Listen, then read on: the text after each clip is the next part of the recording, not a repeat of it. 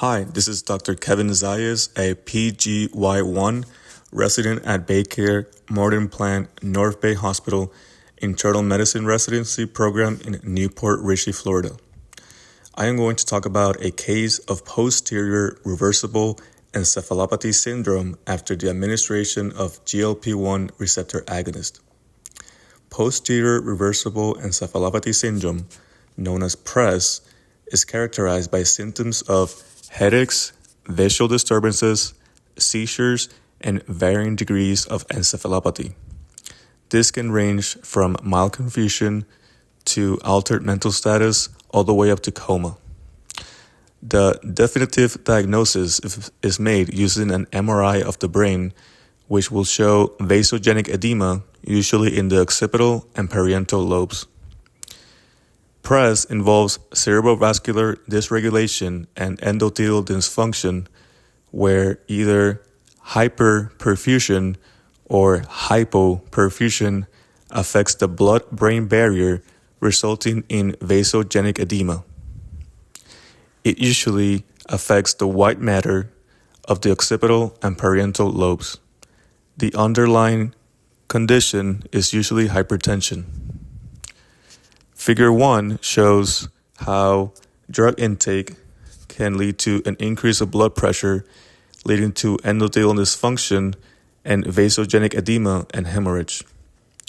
We had a patient who was a 66-year-old female with no past medical history who got her first dose of GLP-1 receptor agonist, and within a couple hours, she began to experience nausea, vomiting, about 25 episodes. She went to the bathroom complaining of blurry vision, followed by a seizure, which was witnessed by her husband. She was taken to the hospital, and on arrival, her blood pressure was 196/99, her heart rate was 115, and an iron gap of 20, and lactic acid level of 2.7. An EKG showed sinus tachycardia, and both CT scan of the head and abdomen showed no acute abnormalities. Her blood pressure continued worsening up to 214/86. Eventually, they were able to control the blood pressure with IV labetalol, losartan, and hydralazine. Her mental status was back at baseline. She mentioned that she had never had a seizure before and was not taking any other medication other than the GLP-1 agonist.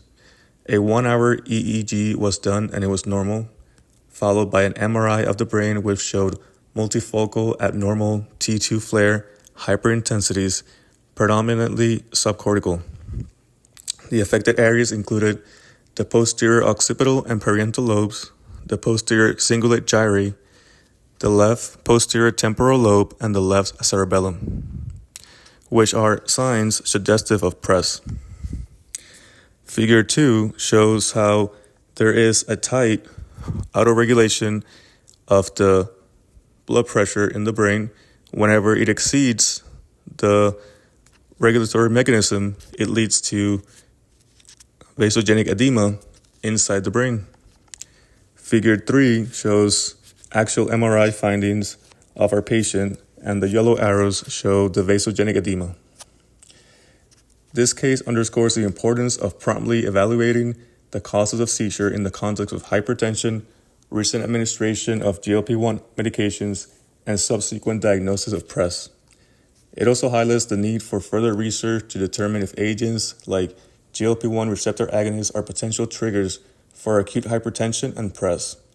Current pharmacovigilance analysis of GLP-1 receptor agonists have identified various neurological adverse events such as dizziness, tremors, lethargy, and presyncope.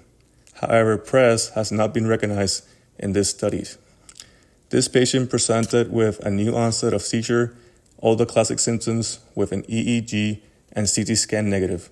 However, the MRI revealed lesions not detected by the CT, with an abnormal T2 flare hyperintensity, leading to the definitive diagnosis of PRES.